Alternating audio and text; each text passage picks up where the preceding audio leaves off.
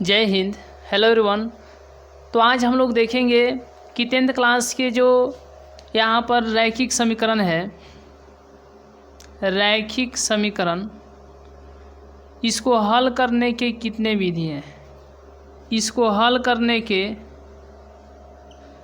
4 विधि हैं, जिसको 2 भागों में बांटा गया है। एक है ग्राफीय विधि और दूसरा क्या है, बीजगणितीय विधि।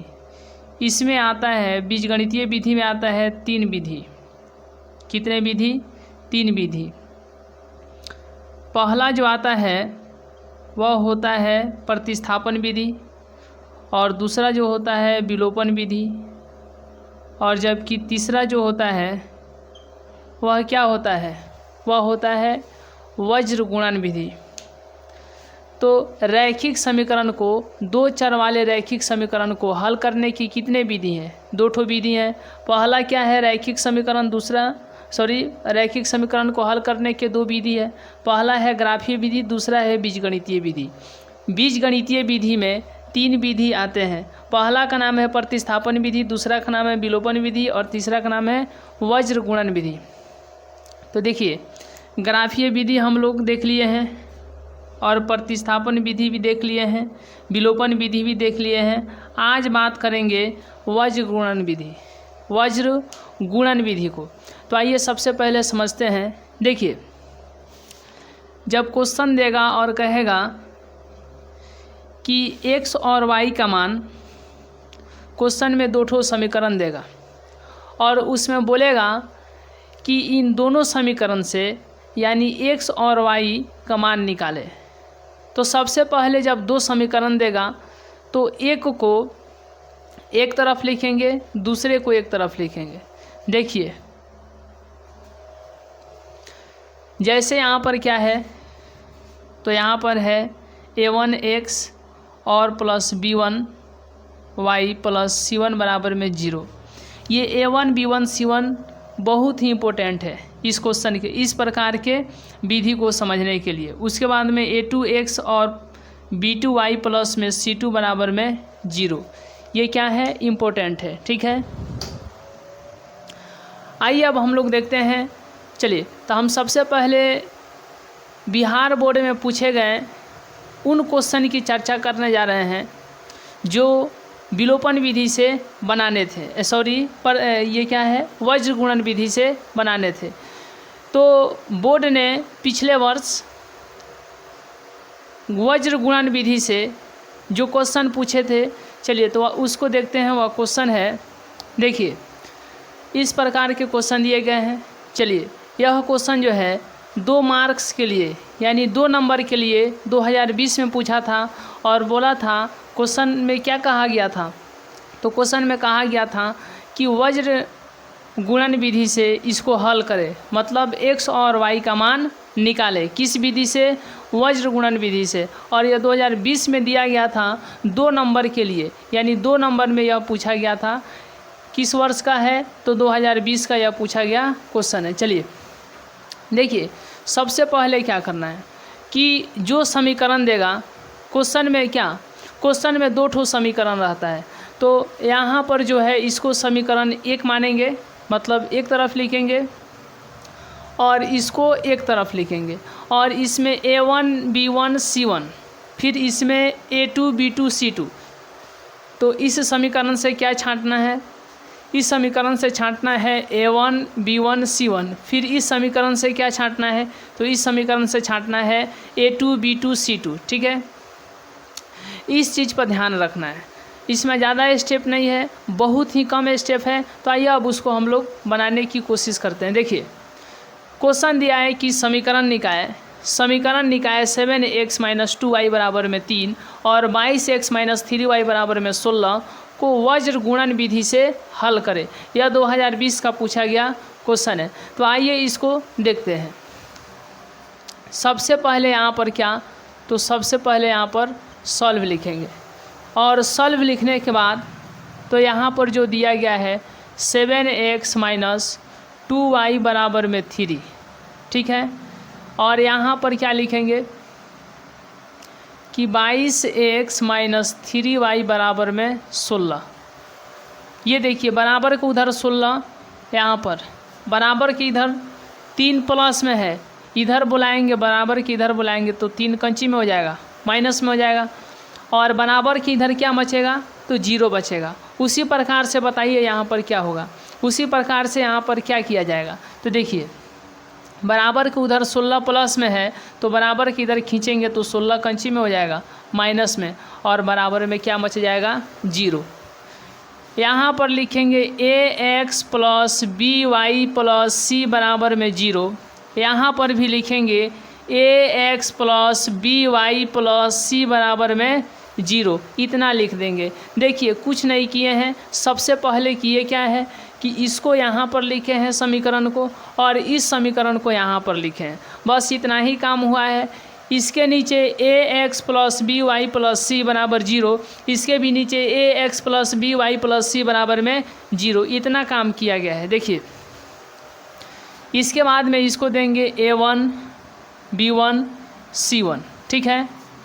a1 यहाँ पर a1 b1 c1, तो यहाँ पर देंगे a2 b2 और फिर c2, बस इतना ही काम करना है।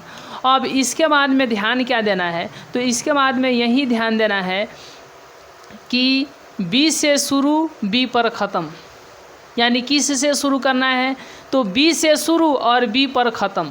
याद रखिएगा ट्रिक कि b से शुरू b पर ख़त्म, यानी b से शुरू b पर ख़त्म, ये क्या याद रखना है, 2 बार बोलना है कि b से शुरू b पर ख़त्म। आइए देखिए यहाँ पर b से शुरू कर दिए और यहाँ पर b पर ख़त्म कर दिए, मतलब क्या कि BC1 BCAB, ठीक है। यानी b के बाद में क्या आता है जी, b के बाद में c आता है, c मतलब a के बाद b, मतलब कुछ नहीं करना है कि b से शुरू करना है b पर ख़त्म करना है। उसी तरीके से यहाँ पर बताइए, तो b से शुरू और b पर ख़त्म, इतना ही काम करना है। अब इसके बाद में क्या करना है कि इसका नाम क्या दीजिएगा, b1 c1 a1 b1, ठीक है। और इसमें सब में 2 यानी b2 c2 a2 b2, ठीक है। इतना ही काम किया गया है। देखिएगा क्या काम किया गया है। सबसे पहले क्वेश्चन को यहाँ पर ध्यान रखना है, तो इस क्वेश्चन में 2 ठो समीकरण दिया है, एक को यहाँ पर लिखे हैं, दूसरा को यहाँ पर लिखे हैं। इसके नीचे a1 x plus b1 y plus c1 बराबर में 0, और इसके नीचे a2 x plus b2 y plus c2 बराबर में 0, इतना ही काम किया गया है। b से शुरू b पर ख़त्म, तो b से शुरू b पर ख़त्म, b से शुरू b पर ख़त्म, ऊपर वाला को 1 1, नीचे वाला को 2 2, बस इतना ही काम किया गया है।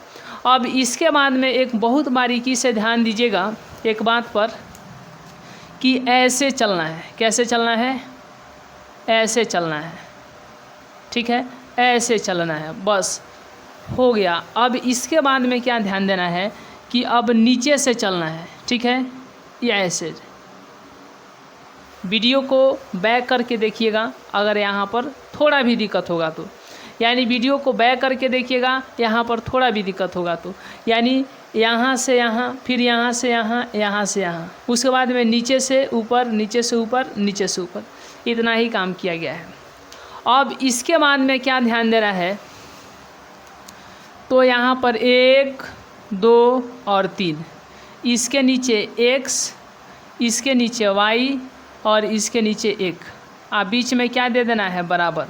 बताइए तो b1 का किस से, c2 से, तो यहाँ पर लिख देते हैं b1 c2 माइनस, कोष्ठ में इसको लिख देते हैं b2 का c1 से, तो b2 c1।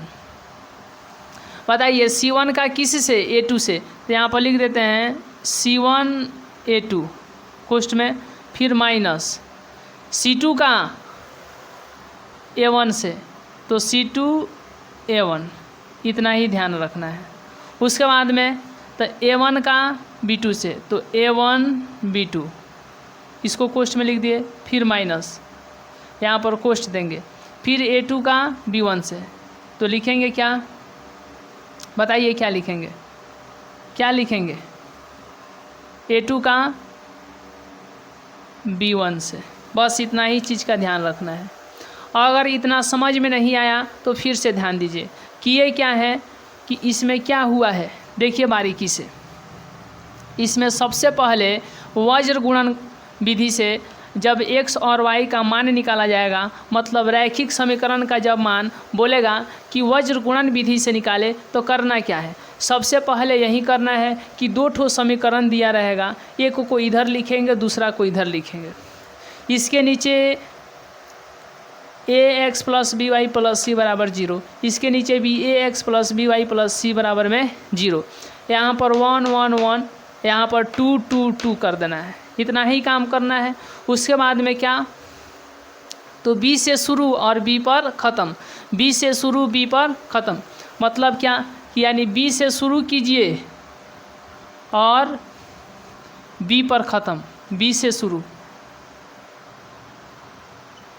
b से शुरू और b पर ख़त्म, मतलब b c a b, क्या, b से शुरू और b पर ख़त्म, b c a b। बस ऊपर वाला को 1 1 और नीचे वाला को 2 2, ठीक है। तब b1 c1 a1 b1, b2 c2 a2 b2, बस इतना ही। ऊपर वाला को 1 1, नीचे वाला को 2 2, इतना ही ध्यान रखना है। देखिए यहाँ पर ऊपर से नीचे आना है, ऊपर से नीचे आना है, फिर ऊपर से नीचे आना है, नीचे से ऊपर जाना है, नीचे। अब ऊपर से नीचे आए हैं तो नीचे से ऊपर नहीं जाइएगा, जहाँ पर से आए थे वहाँ पर चले जाइए, यानी ऊपर से नीचे, ऊपर से नीचे, ऊपर से नीचे, तो नीचे से ऊपर, नीचे से ऊपर, फिर नीचे से ऊपर। यहाँ पर देखिए, इसके नीचे 1, इसके नीचे 2, इसके नीचे 3। अब यहाँ पर बीच में बराबर दे देना है, इसके नीचे x और इसके नीचे y और यहाँ पर 1। अब इतना के बाद क्या ध्यान देना है कि b का किसी से, c2 से, यानी b1 c2, फिर b2 का c1 से, तो माइनस बीच में b2 c1, c1 का a2 से, तो c1 यहाँ पर a2, बीच में माइनस, c2 का a1 से, तो c2 a1, फिर a1 का b2 से, तो यहाँ पर लिख दीजिए a1 b2 कोष्ठ में, माइनस, यहाँ पर भी कोष्ठ दे दीजिए, फिर a2 का, बताइए a2 का b1 से। इतना ही चीज़ का ध्यान रखना है। अब यहाँ पर करना क्या है कि सबसे पहले यहाँ पर x जो पहले है उसको वहाँ पर लिख दीजिए, जो पहले है उसको वहाँ पर लिख दीजिए। यहाँ पर कोष्ठ है तो कोष्ठ दे दीजिए, यहाँ पर 2 ठो कोष्ठ है तो यहाँ पर भी 2 ठो कोष्ठ, इसके नीचे भी 2 ठो कोष्ठ है तो कोष्ठ, और बीच में माइनस है तो माइनस। देखिए सबसे पहले b1 का मान बताइए कितना है, -2 है, तो -2 गुने, उसके बाद में c2 का मान बताइए, तो c2 का मान कितना है, -16 है, तो यहाँ पर कितना हो गया, -16। फिर यहाँ पर इस कोष्ठ में क्या है, तो b2 है, तो b2 का मतलब मान बताइए, -3, तो यहाँ पर हो गया -3 गुने। फिर c1 है, तो c1 का मान बताइए कितना है, -3, तो यहाँ पर क्या हो गया, -3। चलिए इस कोष्ठ के लिए यह कोष्ठ है, तो यहाँ पर सबसे पहले c1, तो c1 का मान कितना, -3 गुने। फिर a2 है, तो a2 का मान बताइए कितना है, a2 का मान यहाँ पर है 22 है, तो 22, ठीक है,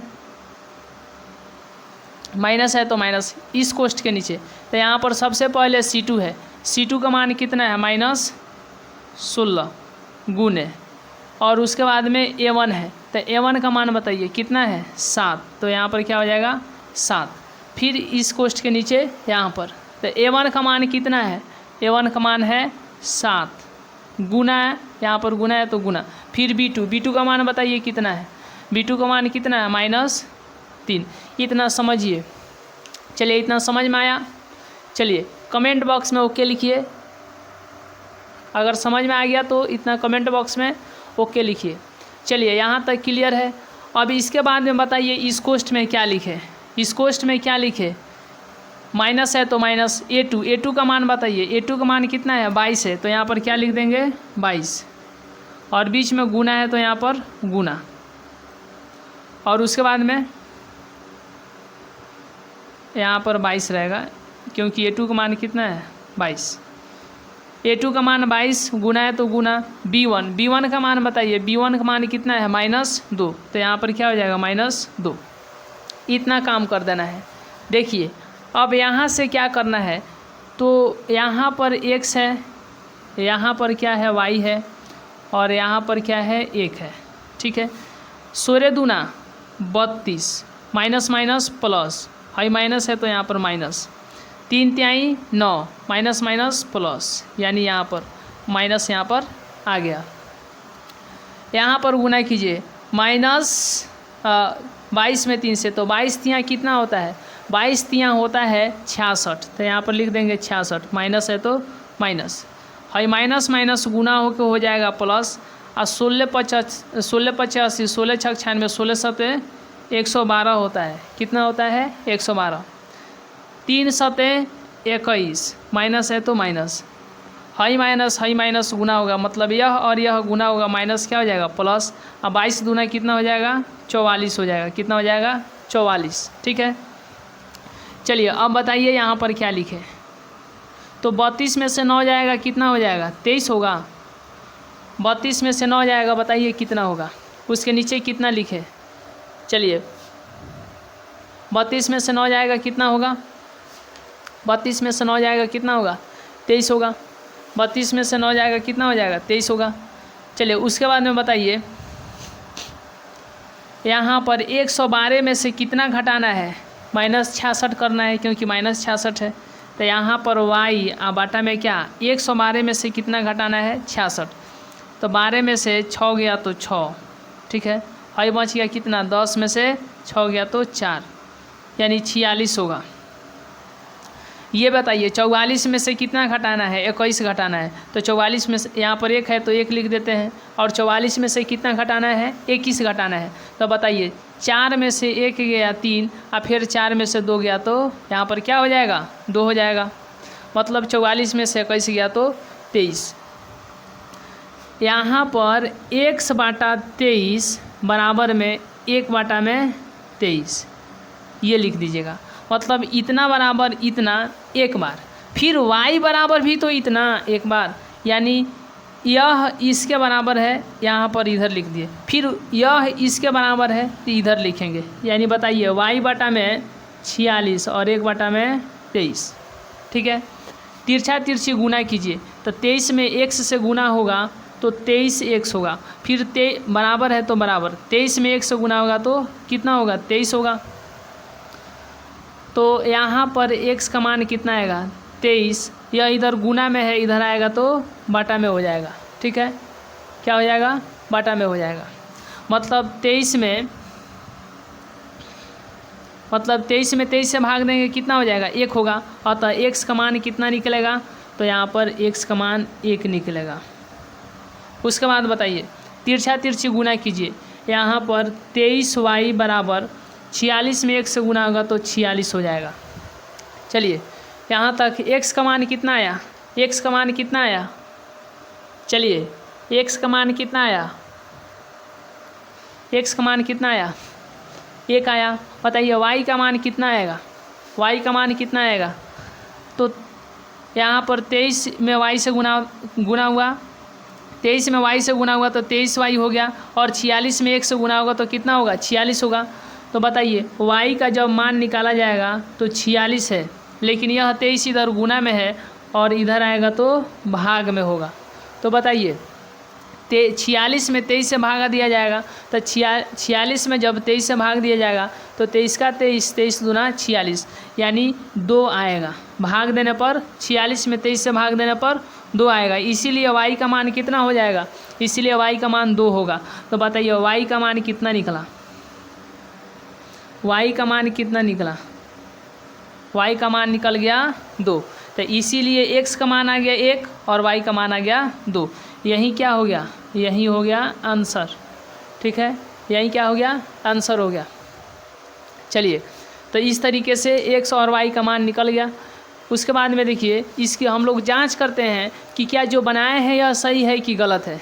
तो इसको जांच करने के लिए x और y का मान मन करे तो समीकरण 1 में, मन करे तो समीकरण 2 में रख दीजिए, पता चल जाएगा कि सही है कि गलत है। देखिए सबसे पहले क्वेश्चन में 2 ठो समीकरण दिया गया था, यहाँ पर एक समीकरण लिख दिए, फिर यहाँ पर 2 समीकरण, यहाँ पर बी से शुरू बी पर ख़त्म, फिर बी से शुरू बी पर ख़त्म, ऊपर में 1 1 नीचे में 2 2, और उसके बाद में यह फार्मूला बैठाए हैं, इतना काम कर दिए हैं। एक्स का मान कितना निकला है 1 और वाई का मान कितना निकला है 2। देखिए सबसे पहले इसमें स्टेप क्या क्या किया गया है कि यहाँ पर 2 ठो समीकरण दिया गया था, एक को उधर लिखे और दूसरा को इधर लिख दिए, ठीक है। चलिए बी से शुरू बी पर ख़त्म, फिर बी से शुरू बी पर ख़त्म, ऊपर वाला को 1 1 नीचे वाला को 2 2, और उसके बाद में यह यहाँ पर बैठा दिए, ठीक है। तो x का मान कितना निकला 1 निकला, और y का मान कितना निकला तो 2 निकला। इस तरीके से x का मान 1 और y का मान 2, यह आंसर हो जाएगा। लेकिन हम लोग जांच करते हैं कि क्या यह बनाया गया सही है। आइए इसकी जांच करते हैं, तो जांच यहाँ पर कर लेते हैं। चलिए मन करे तो समीकरण 1 लीजिए, मन करे तो समीकरण 2 लीजिए। चाहे समीकरण 1 में चाहे समीकरण 2 में एक्स वाई का मान रख दीजिए, पता चल जाएगा कि बनाया हुआ गलत है कि सही है। तो चलिए हम समीकरण 1 को ही लेते हैं। क्या है जी समीकरण 1, तो बताइए 7x + 7x और यहाँ पर -2y और फिर -3 बराबर में 0 है। तो x का मान कितना आया है, x का मान आया है 1, तो इसीलिए 7 गुने यहाँ पर 1, फिर 2 गुने y का मान कितना आया है, तो y का मान आया है 2, तो इसीलिए यहाँ पर हो जाएगा 2, -3 बराबर में 0। 7 एकम 7 -2 दूना 4, फिर -3, 7 में से 4 घटेगा 3, और माइनस है तो -3 है तो 3 बराबर में 0, 3 में से 3 घटेगा 0, इधर भी 0, यानी दोनों तरफ क्या आ रहा है, बराबर आ रहा है। मतलब जो हम लोग आंसर निकाले हैं क्या है, सत्य है, ठीक है। तो सत्यता की जांच कर लिए, यानी यह क्वेश्चन बनाया गया क्या है, सत्य है। आप इसका स्क्रीनशॉट ले सकते हैं। चलिए स्क्रीनशॉट लेने के बाद में हम एक बार और समझा देते हैं। चलिए आप इसको एग्ज़ाम में बनाने की आवश्यकता नहीं है, साइड में थोड़ा मतलब वहाँ पर चेक कर लीजिएगा, एग्ज़ाम में यह नहीं रहना चाहिए, ठीक है। यह सिर्फ चेक करने के लिए कि सही है कि गलत है। तो इससे पता चल गया कि जो x का मान 1 निकला है, y का मान 2 निकला है, यह सत्य है, ठीक है। देखिए जी, तो आप इसका स्क्रीनशॉट ले सकते हैं।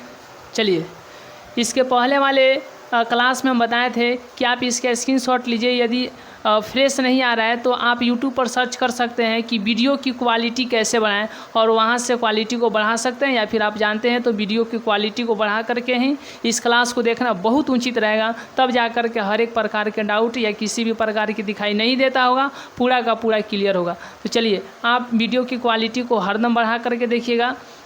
चलिए पहले आप इसका स्क्रीनशॉट ले लीजिए। देखिए सबसे पहले क्वेश्चन देगा, उस क्वेश्चन से 2 ठो समीकरण आपको छांटना है। यहाँ पर एक समीकरण है और दूसरा यहाँ पर है, एक को इधर लिखना है, दूसरा को इधर लिखना है। यहाँ पर b से शुरू b पर ख़त्म, b से शुरू b पर ख़त्म, और इतना बैठा देना है। x का मान निकलेगा, इधर y का मान निकलेगा। देखिए इतना बराबर इतना, यानी यह जो है 1/23 के बराबर है, उधर लिख दिए। फिर यहाँ पर लाइन खींच करके यह भी तो 1/23 के बराबर है, तो इधर लाइन खींच के इधर लिख दिए। तो इस तरीके से x y का मान निकल गया। चलिए तो हमें उम्मीद है कि यह जो वज्रगुणन जो विधि था यह आपको बहुत अच्छे तरीके से क्लियर हुआ। मिलते हैं नेक्स्ट वीडियो में, तब तक के लिए बहुत बहुत धन्यवाद।